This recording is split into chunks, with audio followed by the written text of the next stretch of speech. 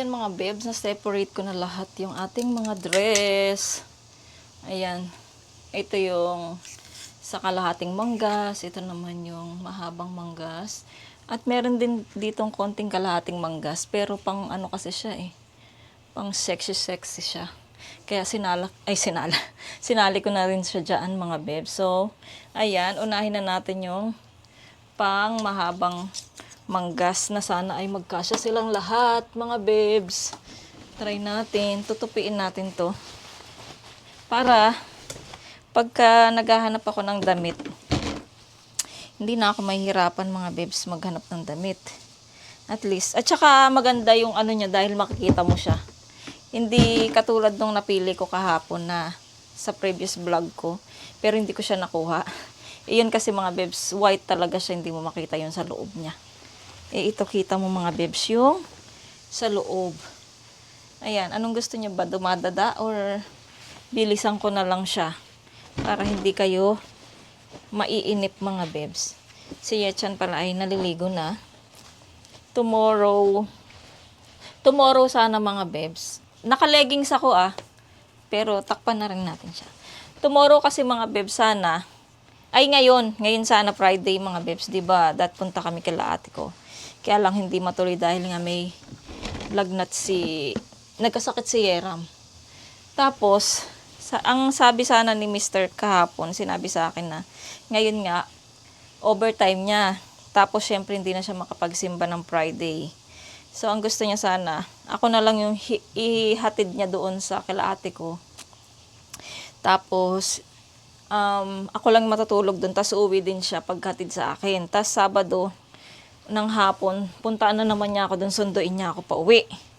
Kaya lang mga bebs, yung sinabi ko sa ate ko, kaya lang sabi ni ate ko, kung wala daw pasok si kuya ng Sabado, punta na lang sila dito mga bebs ng Linggo. Linggo ng gabi, ng hapon. Tapos Monday doon niya ako.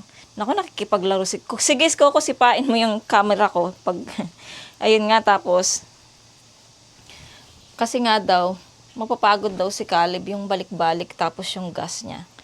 Kaya hindi na ako yahatid ni Mr. mga bebs mamaya. So baka sila ate ko na lang yung pumunta dito. Diba? Napaka-swerte ko sa ate ko mga bebs. Libre na nga yung pampaano ng hair, tapos siservisan pa talaga ako. Tapos meron pa akong pasalubong mga bebs.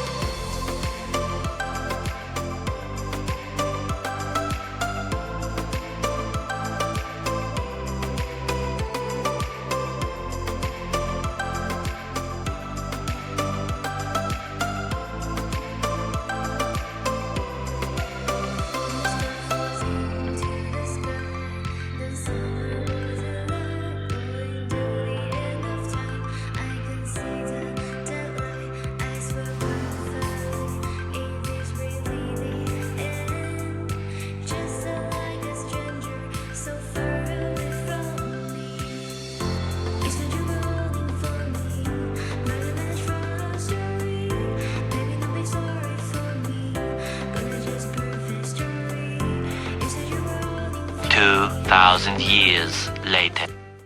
Ayan mga bebs, natapos na natin yung isa. Yung pang long sleeve na mga dress. So, tatakpan na natin. Nagkasya din pala mga bebs, no? Kapag tinupi siya, magkakasya talaga.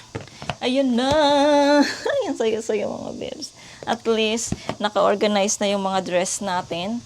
So, ang pangalawa niyan mga bebs, itong mga hangga dito lang na manggas. So, ayan, sana magkasya din kasi medyo marami yung hangga dito mga bebs. Yung pang ganun natin na dress, konti lang. Ayan. Tapos yung iba naman mga bebs, andoon, ipang bahay na lang yun. Tapos, magtanggal din ako, parang wala akong matatapon dun sa pambahay ko. Nangihinayang ako mga bebs. Ayan, so umpisa na natin tong mga, pang kalahating manggas mga bebs. Ayan. Ay, nako. Nakapagod. Pero, kailangan natin tong ayusin. At, lumuwang na yung sa biranda mga bebs kasi wala nang mga nakahanger na dress doon. At, kapag okay na yung washing machine namin, makakapaglaban na ako, makakapagsampay na ako ng maayos, ng maluwag. Kasi nga, nung nandoon yung mga dress, mga bebs, hindi ako makapagsampay ng maluwag. Kaya, hindi masyadong nahangin na natutuyo yung mga sinampay ko, nangangamoy. Dahil masikip yung sampayan ko. Kaya at least ngayon mga bebs, medyo maluwag na. Ayan. So, ayan, mag-umpisa na tayo mga bebs. At, bibilisan ko na kayo para hindi kayo maboring. Gonna just prove this story.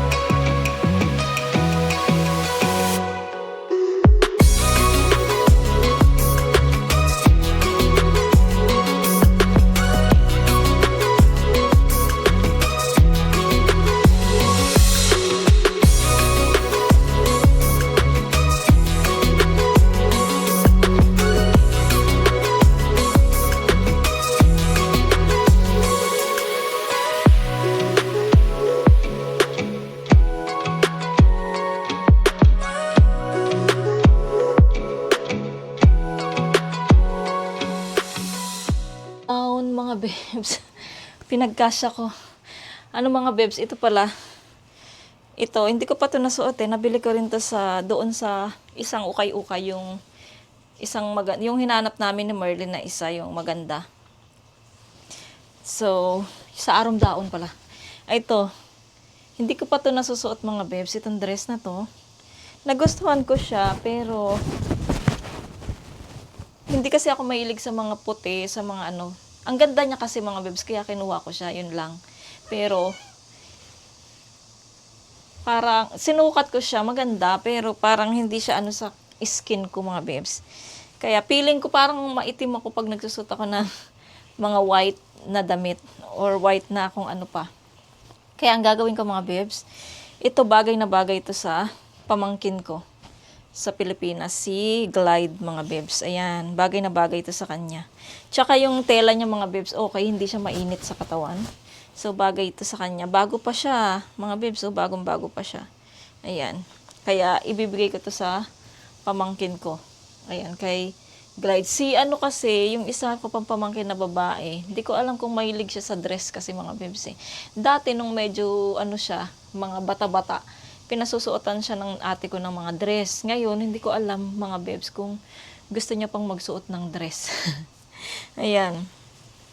So ito, ibibigay ko to. Pag wala kasing parang wala siyang gusto sa mga dress ko dito mga bebs eh. Kaya ayun, baka mahilig yun sa mga t-shirt, tsaka sa mga pantalon-pantalon, yung isa kong pamangkin na babae, mga bebs. Eh, kasi yung ate ko dito, si Glide, yung anak niya, eh, yun, mahilig yun sa mga ganito, sa mga dress-dress.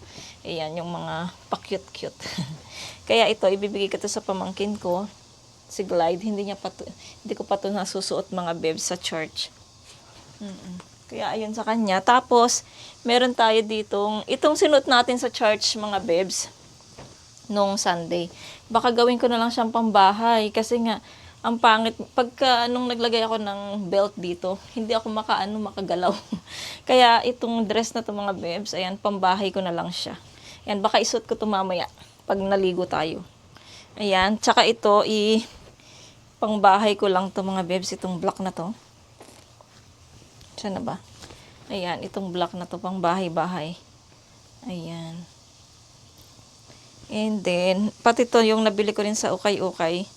Pang bahay ko din to, mga bebs. Ayan, pang bahay-bahay. Ayan. Tapos, itong binigay sa akin ni Merlin. Ito din, pang bahay. At pwede din tong pag namamalengke, mga bebs. Nasut ko na to ng ilang beses sa church, pero baka ipang ano ko lang to, pang bahay, pang palengke-palengke, ganyan mga bebs. Ayan. Baka gusto yan ng ate ko. Tapos ito din mga bebs, hindi ko pa to nasuot. Sa ukay-ukay din yata to, or binigay sa akin ng ka-church namin. Ayan, pang bahay-bahay na lang yan. So ayan mga bebs, pagkasya ko mga bebs yung pang kalahating manggas. Ayan. So tatakpan na natin siya. So nakadalawang lalagyan na tayo. Ayan mga bebs. O, diba? O, nakadalawa na tayo mga bebs.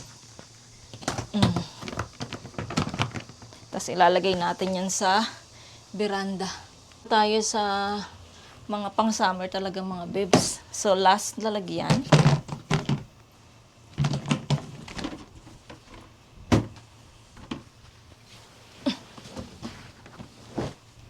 Ayan. So, syempre, teka lang, pawis.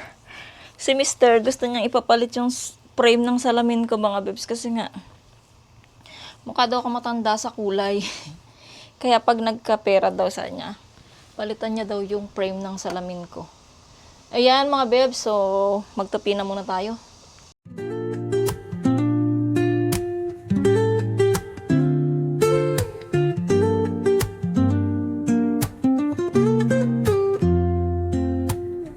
Woke up late, missed the morning glaze, but the sunlight hits in so many ways.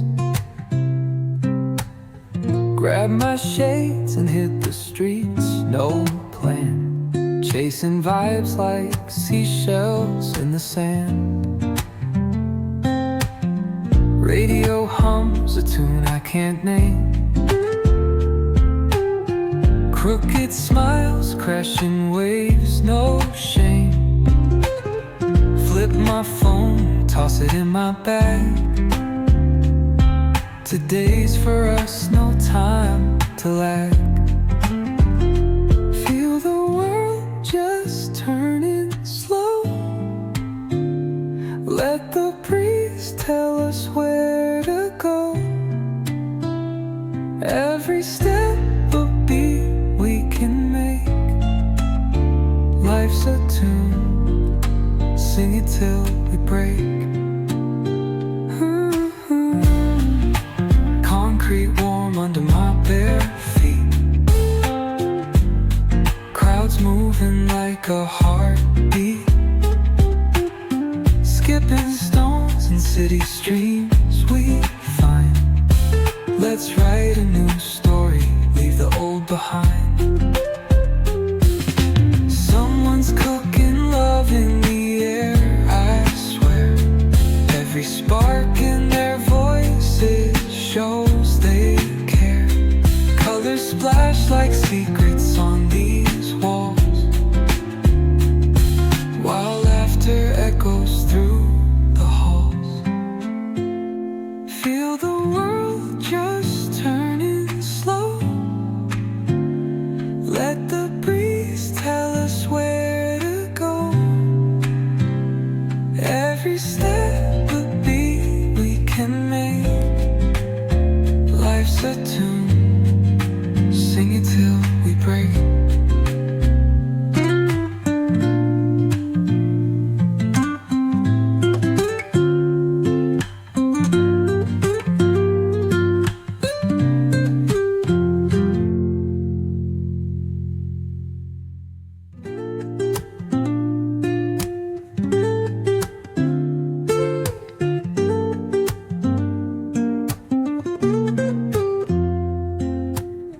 Woke up late. Yan mga bebs, natapos ko na yung gawain natin. I'm so happy kasi na tapos ko yung project ko. Ayan mga bebs, na okay naman. Mga bebs.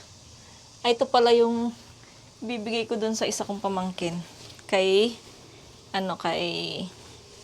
Princess. Ito mga bebs, tong dress na to. Sana magkasya sa kanya. Ang laki kasi nung pamangkin ko na yun eh. Dapat sa kanya yung nag-i-stretch eh. Yung nag-i-stretch na dress. Minsan kapag nagpunta tayo ng ng ukay-ukay ulit, paghanap ko siya yung simple lang na dress para ito kaya, tika lang, ito kayang red na to, gusto kaya niya to. Ay naku, si Kuko.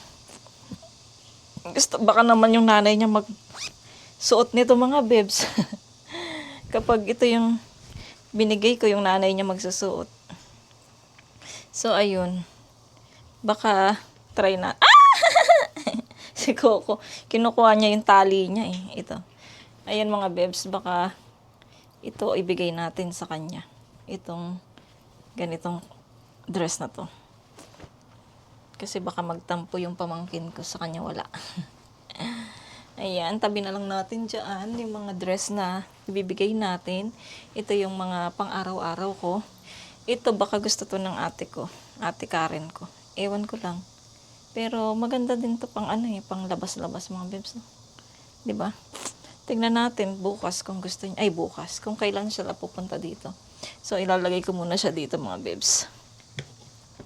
Ayan, so ito yung mga pang-araw-araw natin. 4 yung ko. 4 mga bebs. So, okay na tayo. Takpan na natin tong ating damit at mailagay na natin to sa veranda. At least, madali na lang din ako maghanap ng Naku, parang hindi pa to nagsasara. Parang pa to sira. So, ayan mga bebs, yung ating mga lagay na dito, mga dress natin. So, bubuhatin ko siya doon sa veranda. So, ayan ang mga bebs, ang ating mga dresses. Andito na siya. So, at least, pag kukuha ko ng damit ko, makikita ko naman kung saan, kung anong kailangan ko, makikita ko mga bebs. Ayan. Sana maayos na tong aming, mapalinis na tong aming washing kasi nagagastosan talaga kami mga bebs kapag naglalaba kami sa laundry. At least makapagsampay na ako sa taas ng maluwang mga bebs. Ayan makapagsampay na tayo. Kasi wala na yung dresses dyan. Tapos, next time naman mga bebs, kukunin ko yung mga pang winter jacket namin dito sa cabinet na yan para malabhan muna namin bago namin isuot. Ay, meron pala ako mga bebs na tinanim na talbos ng kamote.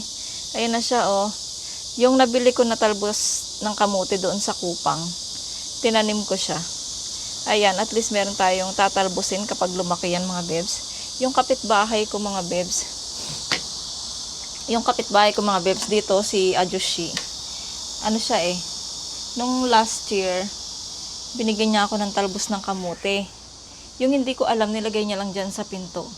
So sana, umaasa ako na maalala niya ako yung bigyan niya ako ulit ng talbos ng kamote, yung iwan niya lang dyan sa pinto. Kasi nag-aano sila mga bebs, every summer nagtatanim sila mga bebs. Ayan, sana habang pinipitas niya yung mga bunga ng kamote, maalala niya ako, ay yung talbos ng kamote, kailangan kong bigay sa kapitbahay ko. Yung ganon, sana maalala niya habang pinipitas niya yung kasi alam niyo ba, ang galing na rin niyang magtalbos mga bebs. Talaga yung dulo lang, kasi tinuruan siya ni Mr. Yung dulo lang yung kailangan ko. Ayun, so yun talagang kinukuha niya talaga yung dulo, tas ang lalaki, ang sarap mga bebs, ang lulusog ng mga ng mga talbos ng kamote ay nagdilim. Ayun. Meron pala tayong unboxing mga bebs. Nag-order kasi si Mr. ng toothpaste.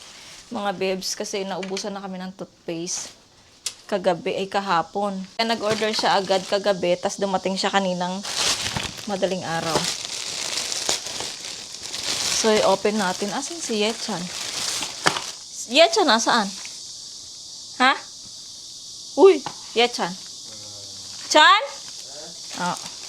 Ayan mga bebs. Ay, ito, dalawang toothpaste mga bebs. Ayan, dalawang toothpaste yung binili ni Mr. sa amin. Tanggalin ko na yung box niya mga bebs para matapon na sa Si Coco naman, tingnan nyo. Siya naman daw yung i-deliver ko. Ayan, pumasok sa loob. Saan kita i-deliver? Dipone. Ha? Chacha? Chacha, pogushi po? Coco? Coco, chacha, pogushi po?